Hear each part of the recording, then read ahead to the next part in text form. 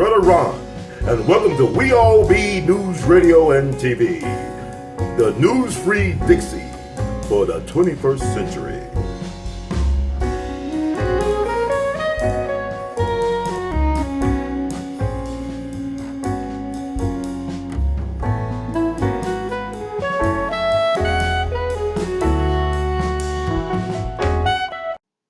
What's up, family? This is Brother Ron, also known as R2C2H2, the Artivist, and you another wonderful edition, edutaining and infotaining edition of the Artivist Thinks.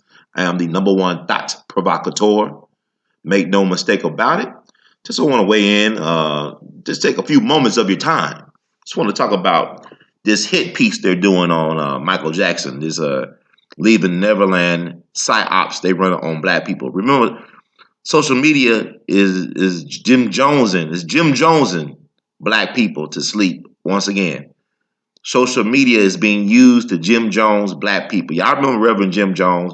I'm not necessarily talking about the rapper Bowling. I'm talking about him. I'm talking about Reverend Jim Jones, who allowed his followers, the People's Temple, remember that? Down in Guyana, People's Temple, all that stuff, Jonestown.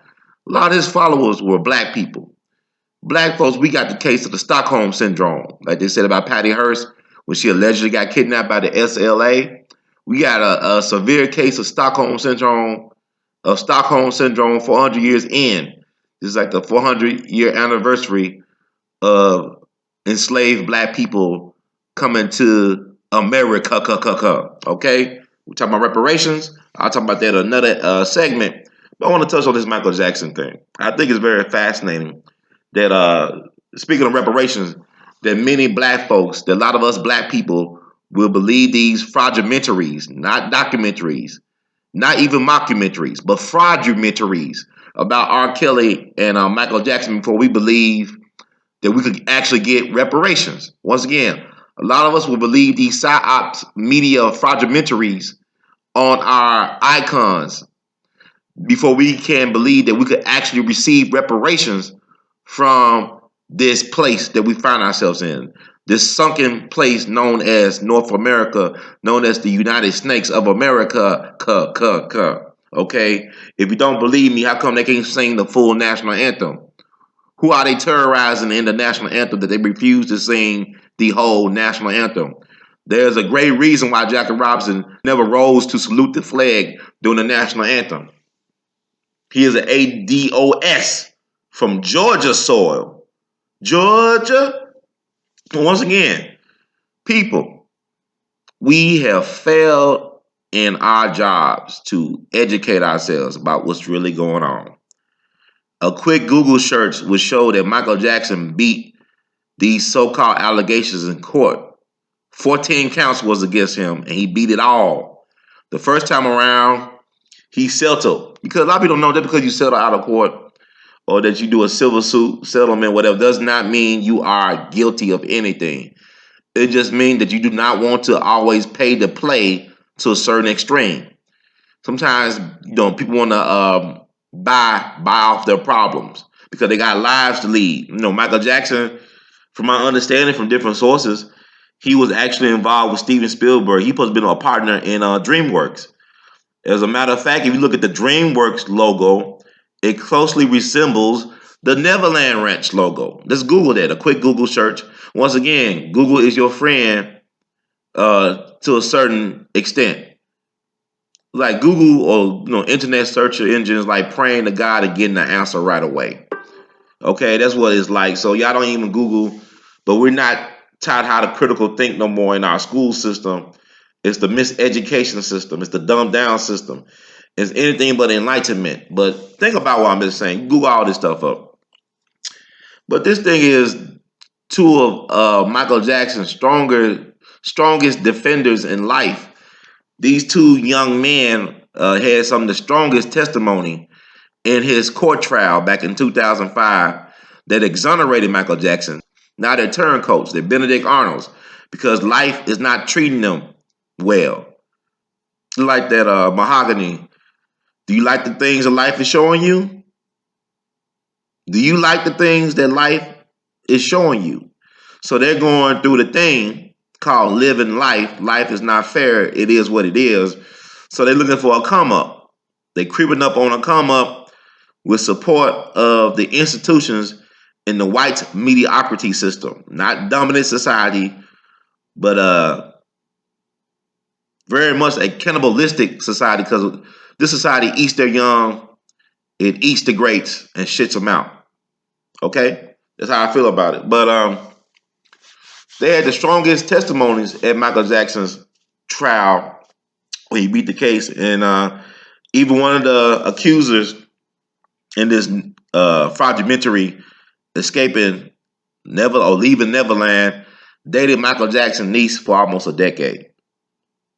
Okay, so they were close to Michael Jackson family. I believe the other one, he wanted to be the choreographer for Michael Jackson's show in Vegas, but the family and the estate turned him down. And so revenge is a recipe best served cold when the person that you're accusing of something is dead for almost a decade. So let's get into it. Some logic. Michael Jackson was never proved in a court of law to be a pedophile. Regardless of what your feelings may be about Michael Jackson as a person, as an entertainer, as an artist, as what a human being, he never was found guilty in a court of law of being a pedophile. So legally, you cannot call him a child molester or a pedophile. It was never proven. And think about it, it's not about, see, the court system is about what Denzel said in Training Day as Sergeant Alonzo Harris. It's not what you know, it's what you can prove. And the state could not prove his case. Matter of fact, the state tore up Neverland Ranch looking for evidence of Michael Jackson being this monster, this sexual monster, sexual deviant and degenerate, and they could not find it. They tore up Neverland, and it traumatized Michael that he couldn't live there anymore, from my understanding. It was so traumatized. They even strip searched Michael Jackson. They took like some Anthony Weiner pics of his wiener. So, with that said, Michael Jackson has been thoroughly traumatized by the system, by the state, like so many other black folks, but his trauma has been actually magnified and amplified because of who he is. He was the king of pop, one of the greatest music artists and performers to have ever graced the planet. Michael Jackson is one of the all-time greats. There's no doubt about it. Some people believe he's the greatest of all time. I can make a strong case for Michael Jackson being the greatest of all time versus Eminem being the greatest rapper of all time, but that's another segment altogether. But with that said, let's think about this. The FBI, yes, the same FBI that spied on a 14-year-old Fred Hampton Sr. and then decides to kill him in his sleep when he was 21 in the early morning hours of Thursday, December 4th, 1969, next to his pregnant fiancee, who will give birth to his namesake on December 29th, 1969. Yes, that Fred Hampton, the FBI, the same FBI who allegedly provided the gun that helped kill Dr. King. Yes, that FBI. The FBI that brought us COINTELPRO. The FBI who helped take down our greatest black mass leader, Marcus Mosiah Garvey.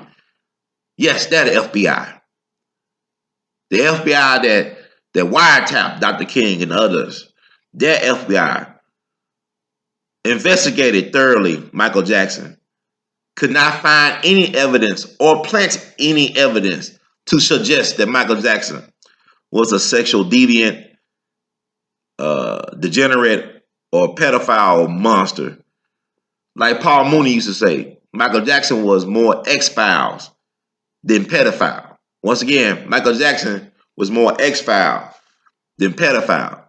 See, Michael Jackson, he looks weird. He had he was eccentric, but he is who he is. I remember Dick Gregory, he said that Mike Jackson, he never really did have a childhood. Dick Gregory was close to Mike Jackson.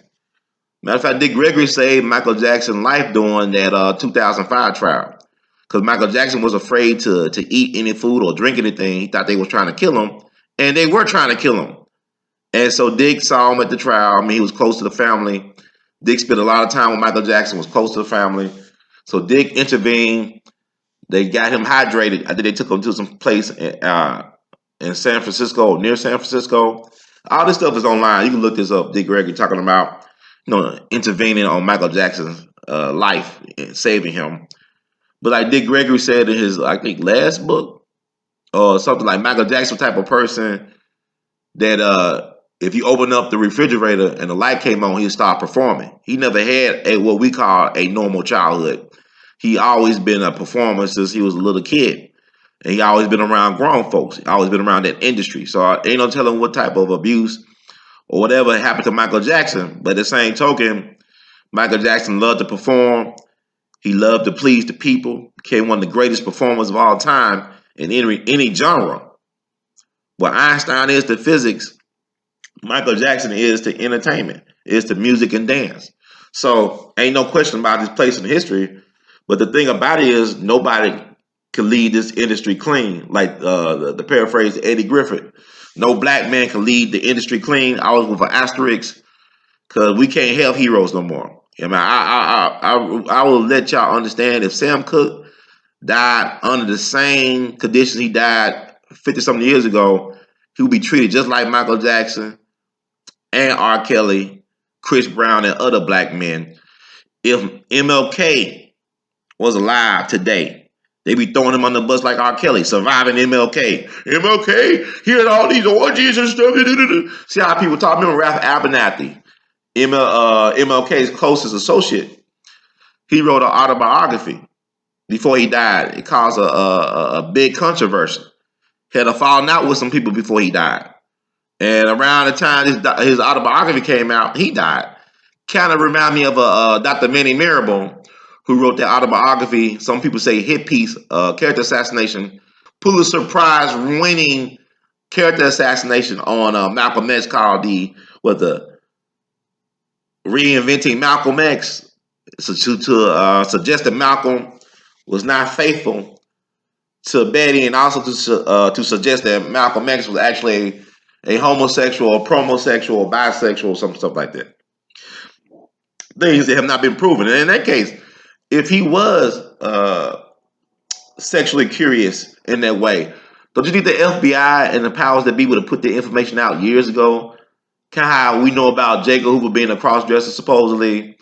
There's pictures of that. Kind of how we know how Dr. King, had extramarital affairs because they recorded him allegedly having sex with a woman and they mailed it to Coretta, supposedly. And I just want y'all to look all this stuff up. See, a black man is not allowed to have any pride or dignity or self-respect or to be a man.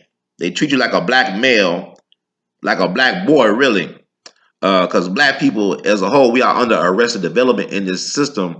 We're not allowed to grow into being men and women. They treat us like little kids, really. They tell us, well, you can't have reparations. What about everybody else? But you give reparations for the Jews, for the Japanese, even for slave owners, for the natives, so-called Native American.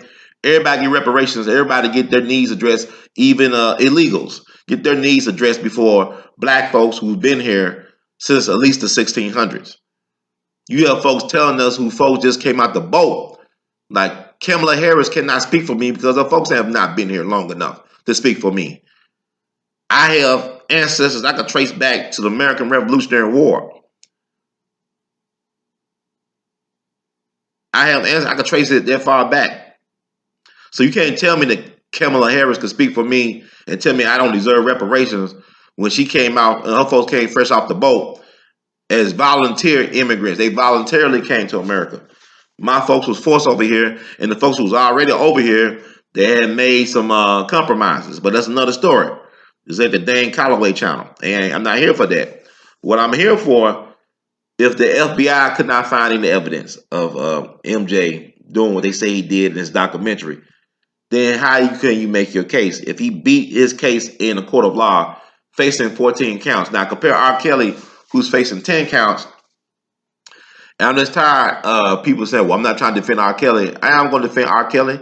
I'm going to defend Michael Jackson. I'm defending black manhood. I'm defending black manhood. This system has taken so much from our people. Our leaders are not allowed to grow old like George Bush Sr. George Bush was almost 100 years old before he croaked. And he did all the dirt he did, allegedly. All that dirt he did. But people like Malcolm and Medgar and Dr. King, they can't even make it to their 40th birthday. Shit, they got Fred Hampton at 21. They was the FBI and the government started wiretapping Fred Hampton Senior's phone at 14 because they couldn't believe that a black kid was able to be such an effective organizer like that at such a young age. But it's in our DNA. His mama was the babysitter for Emmett Till, Fred Hampton's senior mom. He used to babysit Emmett Till. Trauma, generational trauma, personal trauma, emasculation, trauma. The real truth, I want to see the documentary where they killed Michael Jackson for the Sony catalog, for trying to buy Marvel, and for outing out Tommy Mottola in the music business. Now, where's that documentary? Netflix? Are y'all gonna make a remaster Neverland, the re-killing of Michael Jackson? I'd love to see that documentary because it's hard for me to look at these fragmentaries. As of this date, March the 4th, I have not seen the Surviving R. Kelly docudrama, fragmentary or mockumentary in its entirety. I only saw snippets of what people showed on certain media outlets, but I have not seen the entire thing. I don't know if I really need to see the entire thing. I don't know if I really want to see Escaping or Leaving Neverland. And a word to Oprah. See, y'all, a lot of y'all hate Monique because she tells the truth. She shows a mirror to how we really look. Y'all rather believe the fantasy than face the truth. Y'all rather embrace the lie than live in truth. So Monique is really who we should be celebrating and supporting versus Oprah. Oprah is a traitor to the race. She's a Benedict Arnold. And, it is what it is. I mean, I don't know what type of dirt the Illuminati has on Oprah, but how can you be this so-called moral authority when it comes to Michael Jackson when you hugging up and kissing Harvey Weinstein in the mouth in photos? When you accept the Cecil B. DeMille Award, Cecil B. DeMille is the father of casting couch. Cecil B. DeMille is the father of the casting couch. And yet you hooked up on the award talking about the gang rape of Reese Taylor. Reese Taylor was a black woman in Alabama who was gang raped by white men coming home from church. You got the nerve to throw Reese Taylor under the bus for this Me Too, You Too, We Too thing, for this Time's Up thing. The fact that the woman who was over, I guess, the president of the Time's Up movement, whatever, had to resign because they accused her boy of sexual misconduct. This was a black woman. So y'all want me to sit here and believe a black woman because she say something, or any woman? I'm a black man. I can never forget what they did. I can never forget what they did to the Scottsboro boys. I can never forget what they did to Central Park 5. I can never forget what they did to Willie McGee, to Emmett Till, to so many unknowns who were lynched because of a white woman or a woman in general telling a lie. Don't you know that the whole Tulsa thing, Black Wall Street stuff happened on a Me Too moment? A white woman accused a black dude of touching her. He probably brushed up against her in the elevator, but she accuses this black dude of trying to rape her. And that will cause the Tulsa thing. Just look it up. Take a look. It's all online. But with the Michael Jackson thing, I remember when Jermaine Jackson was on Larry King. Larry King testified on Michael Jackson's character a lot, as well as a lot of other people. I think Penny Marshall, some other people. Soon as Michael Jackson was found innocent, Jermaine was on Larry King, and he said, "Larry, my brother had his master bedroom is 5,000 square feet." And then Larry said, "What? What did you say, Jermaine? Did you say to repeat it once again? Jermaine, repeat that once again." He said, "Larry, my brother's master bedroom is 5,000 square feet." When I heard that for the first time back in 2005, I started thinking, if his master bedroom is 5,000 square feet, how big was that damn bed? And Michael Jackson said that he shared his bed. People can interpret what he means by certain things. They can take it out of context.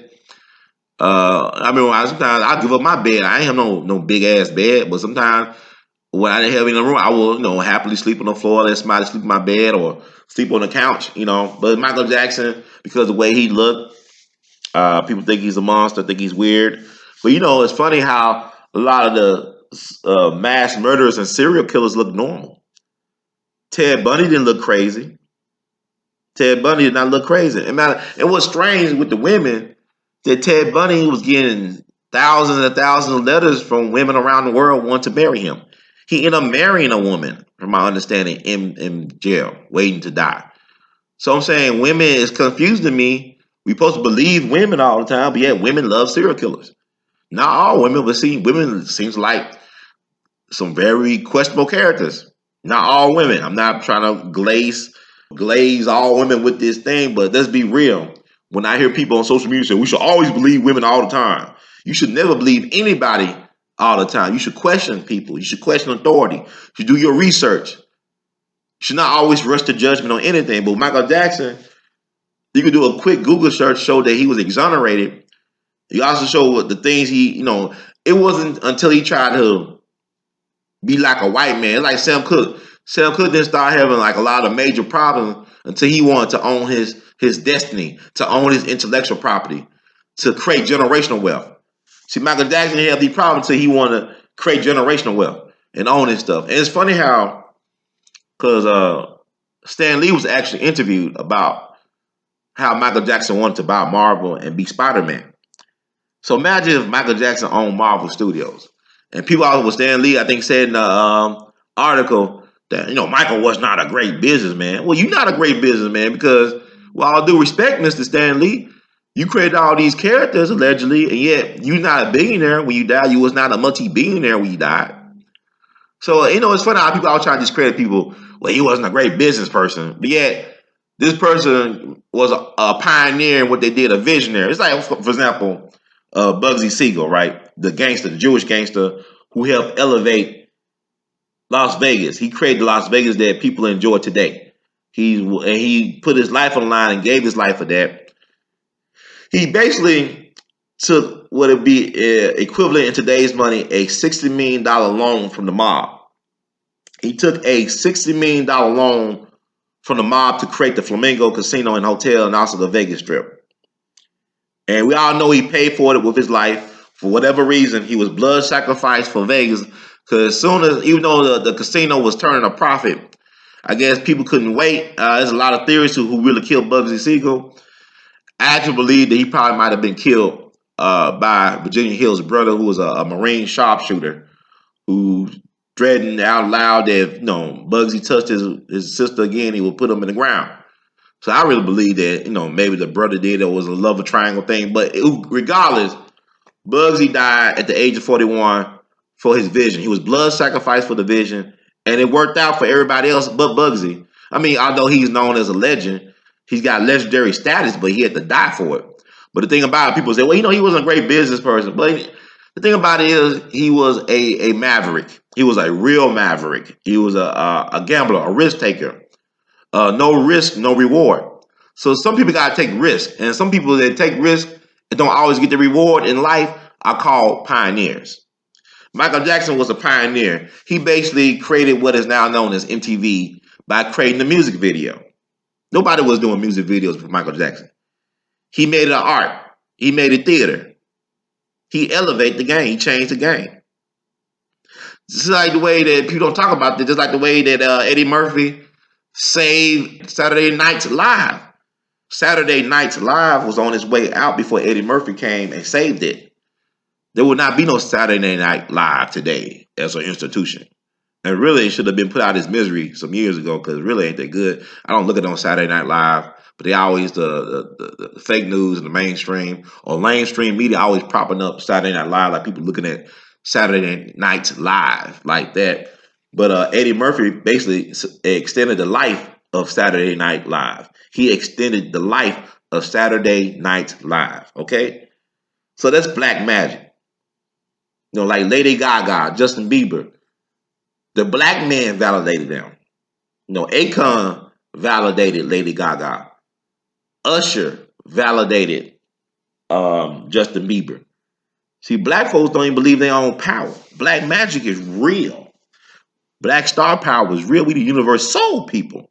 So with Michael Jackson, his fan base is more powerful to me than the Beehive. No disrespect to Beyonce, but they coming for Beyonce and Jay-Z too. Gloria already did not make a mistake when she showed LL Cool J's picture at the press conference because they might be gaming for LL Cool J, and they're definitely trying to game out for Tupac. Cause Tupac, everybody got their Tupac name on their lips. Jussie Smollett, all these people got Tupac name on their lips. And I would actually like to see uh, Netflix do a series on Tupac because I'm loving these Tupac stories out right now. The good, the bad, the ugly, the truthful, and the fraudulent. That need to be like some type of docu-series dedicated to Tupac's story because that movie did not do him justice. Tupac is larger than life. It's ironic to me that Tupac and Malcolm X are bulletproof in death, but they weren't in life, but they're bulletproof in death. It's hard to destroy Tupac. It's hard to destroy Malcolm in death.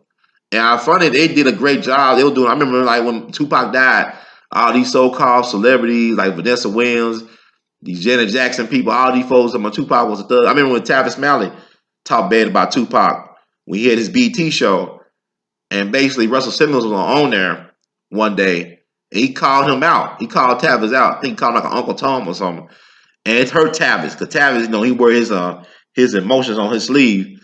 So I think we had Russell Simmons on there one more time again. He wanted Russell to apologize. Like they was talking about something totally different. And he said, well, Russell, lights have you on. I don't know if the clip is out there, but Tavis will try to get Russell to apologize on national television for calling him out for being a coon. And we was calling people coon back then, but for basically being a coon. So he wouldn't do it to his credit. But also, you don't hear nothing about Russell too much. He's low key, which is smart. Because they are really attacking black men. I don't see how black women can stand for this.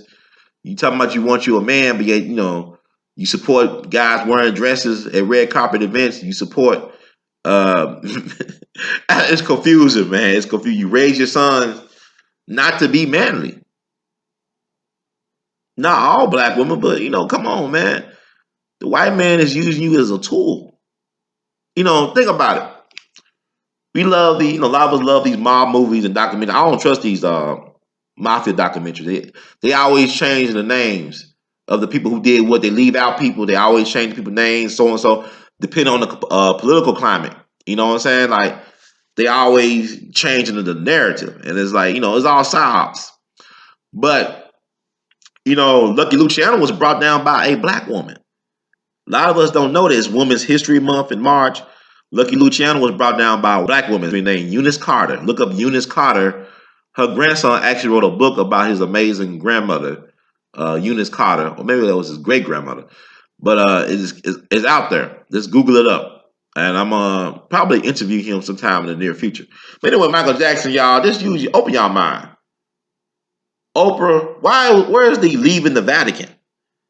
Why can't we just get behind leaving the Vatican? The Vatican got all types of evidence of their priests, of their organization violating young people for generations, for centuries, okaying slavery of black people. The Vatican is on record as okaying the slavery or enslavement of black people. They have protected pedophile priests like they were in the witness protection program for generations. Why not do a documentary about that? And with that said, thank you, family, for listening. I'll do some more stuff, but I'm just not really feeling right now. I just behind on bills and stuff. This stuff ain't paying out. YouTube just censoring the brother left and right. I don't know if it's gonna pan out, but I probably have to start writing my books and doing other things and drawing and selling art. But if you like what the words you heard from Brother Heard, for the meantime, please spread the word. Subscribe to the YouTube channel We All Be TV. Supported by Artemis Art, R2C2H2.com. You can also wear our art, instead of buying Gucci, buy Running at the Teespring. You look down at the shelf below the video description. Some of my shirts on Teespring, original artwork by yours truly. If you'd like to donate to the cause, you can make a one-time or recurring donation through PayPal. The email is r2c2h2@gmail.com. Once again, that's r2c2h2@gmail.com. Also, you could do Google Pay, r2c2h2@gmail.com. Also, Cash App. Find me on Cash App. Make a donation or donation at r2c2h2. Once again, that's r2c2h2. Also, you can support us on Patreon at patreon.com/ we all be. So in the words of the good Duke Ellington family, we love you madly. Keep on producing and pushing. I'm out.